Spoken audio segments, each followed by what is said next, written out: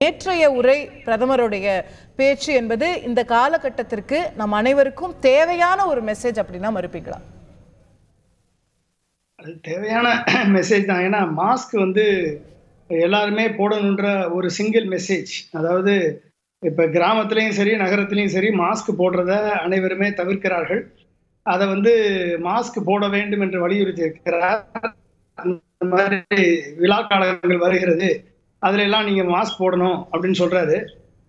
உண்மையிலேயே அது ஒரு முக்கியமான மெசேஜ். ஆனா அது பிரதமர் மட்டுமல்ல, பல்வேறு செலிபிரிட்டிஸுமே இந்த மெசேஜை மக்களுக்கு சொல்லணும்னு நான் நினைக்கிறேன். மாஸ்க் போடணும், சோசியல் டிஸ்டன்சிங் மெயின்டைன் பண்ணணும், மற்றபடி எல்லா விதங்களையும் நம்ம மேனேஜ் பண்ணணுன்றத ஒரு கொஞ்சம் கேர்ஃபுல்லா நடந்துக்கணுன்றத சொல்லணுன்றதான் நான் நினைக்கிறேன்.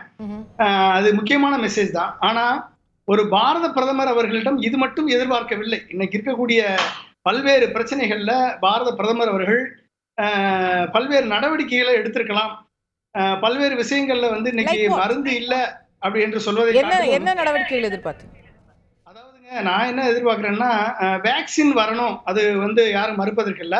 கண்டிப்பா இந்தியாவுல நம்ம 2 லெபார்டரி ஒர்க் பண்ணிட்டு இருக்காங்க. அதனுடைய ஃபேஸ் 1 ட்ரையல் முடிஞ்சு ஃபேஸ் 2 ட்ரையலுக்கு அவங்க போறாங்க.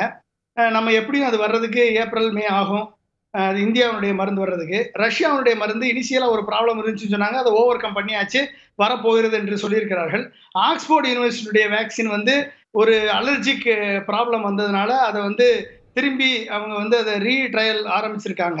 சைனாவுக்கு வரப்போகுது, சைனாவுடைய வேக்சின் வரப்போகுது, வந்துடும், டிசம்பர்ல வந்துடும், ஜனவரியில கிடைச்சிரும்.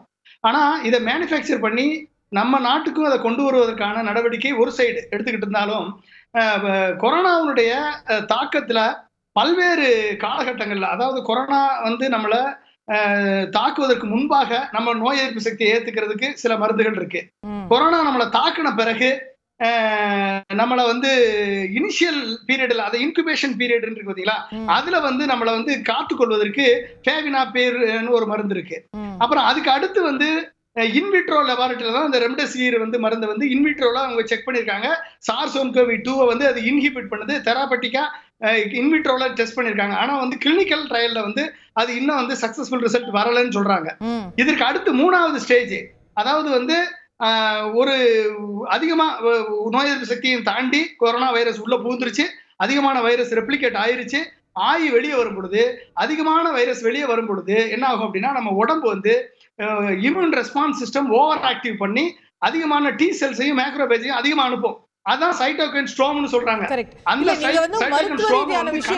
மருத்துவ ரீதியான பல விஷயங்கள் சொல்லிட்டு வரீங்க. நம்முடைய டாக்டர்ஸும் சரி, நம்முடைய மருத்துவமனைகளும் சரி, நீங்க சொல்ற ஃபெவிபிராவிர்ல இருந்து நிறைய ட்ரக்ஸ் நம்ம ஊர்லயும் அவைலபிளா இருக்கிறதுக்கான விஷயங்கள் நம்முடைய மருத்துவமனைகள் அதை செஞ்சுட்டு இருக்காங்க. அரசாங்கம் லாக்டவுன் போட்டது. லாக்டவுன் போட்ட பிறகு நம்ம 6 மாசம் லாக்டவுன்ல நீட்டிக்க முடியாது நம்ம நாட்டிலங்கிறது தெரிஞ்ச விஷயம். இப்ப நாங்க திறந்திருக்கோம், எல்லாரும் ஜாக்கிரதையா இருங்கன்றதை தாண்டி அரசாங்கத்துக்கிட்ட இருந்து என்ன எதிர்பார்க்குறீங்கன்னு கேட்கிறேன்.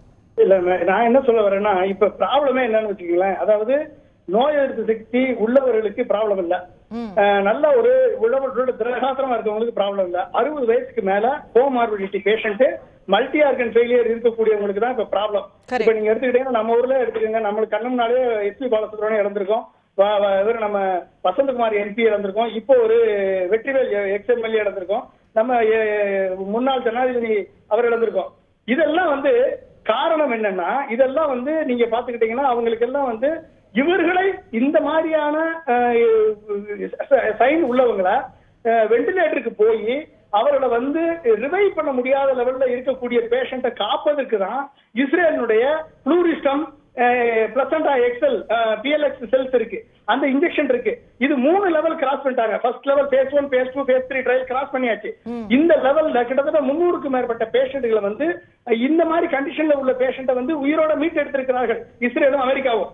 இவர்கள் எந்த நாடு கேட்குதோ அந்த நாடுக்கு நாங்க இதை கொடுப்பதற்கு, இந்த மருந்தை கொடுப்பதற்கு தயாரா இருக்கோம்னு சொல்றாங்க. நம்ம பாரத பிரதமர் அவர்கள் இஸ்ரேலுடைய ரீசெண்டா எலெக்ட் பண்ண பிரசிடென்ட்டுக்கு வாழ்த்து சொன்னாரு. ஒரு வார்த்தை, நாங்க இந்த அக்ரிமெண்ட்ல நீங்க கொடுங்கன்னு கேட்டிருந்தா இன்னைக்கு 60 வயசுக்கு மேல இருக்கக்கூடிய பேஷண்ட்டை நம்ம காப்பாத்துறதுக்கு அட்லீஸ்ட் ஒரு 75% அல்லது 50% சான்சஸ் இருக்கும். அப்ப நம்ம அப்ப அந்த நடவடிக்கையை இந்திய அரசு இன்னும் எடுக்கல. நான் இஸ்ரேல்ல ஒரு உயிர்காக்கும் மருந்து இருக்கு, அதை கொண்டு வரலாம்னு சொல்றீங்க. இப்போ உலகம் பூரா பல நாடுகள் டெஸ்ட் பண்ணிய பல மருந்து HCQ-ல இருந்து டெக்ஸாமெத்தாசோன்ல இருந்து ரெம்டெசிவிர்ல இருந்து இன்னைக்கு பலன் அளிக்கலன்னு சொல்றாங்க. இஸ்ரேல்ல மட்டும் சொல்லிட்டாங்கன்னு அதை நம்பி நம்ம வாங்கி போட்டு ஏதாவது சைடு எஃபெக்ட் வந்துருச்சுன்னா? எல்லா மருந்துமே பலன் அளிக்காது. யாருக்கு அப்படின்னா எல்லா கண்டிஷனையுமே ஒரு உடம்பு ஏத்துக்கலைன்னா எந்த மருந்துமே பலன் அளிக்காது. உடம்பு ஏத்துக்காத எந்த ஒரு சூழ்நிலையிலும் மருந்து எந்த உயிர்களோட விளையாட முடியாதுல்ல. நம்ம ஒரு அப்ரூவ்டு ட்ரக் மட்டும் தான் எடுத்துட்டு வர முடியும். நீங்க அப்படி பாத்தீங்கன்னா இந்தியாவுல எத்தனை அப்ரூவ் ட்ரக் இருக்கு சொல்லுங்க பாப்போம். இந்தியாவுல வரக்கூடிய எந்த மருந்தாலும் சரி FDA அப்ரூவ் மட்டும் இருந்து போதாது, இந்தியாவுல அப்ரூவ் பண்ணணும். 24 ஹவர்ஸ்ல அப்ரூவ் பண்ண ட்ரக்ஸ் நான் சாம்பிள் கொடுக்குவா, எக்ஸாம்பிள் கொடுக்குவா இந்தியாவுல.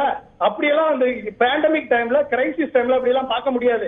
நீங்க ஃபேவிபிராவிர் அந்த ட்ரக்கே அது ஒரு சைடு எஃபெக்ட் இருக்கு, மிகப்பெரிய சைடு எஃபெக்ட். இது இந்த பேண்டமிக் யூஸுக்காக, கிரைசிஸ் டைம்ல யூஸ் பண்றதுக்காக மட்டும்தான் அப்ரூவ் பண்ணிருக்காங்க.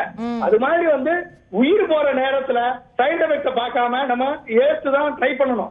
அப்படி ட்ரை பண்ணும்போது எல்லா ஸ்டேஜ்லயும் மருந்து இருக்கு, எல்லா ஸ்டேஜ்லயும் கியூர் பண்ணி அவங்கள ரிவைவ் பண்றதுக்கு மருந்து இருக்கு.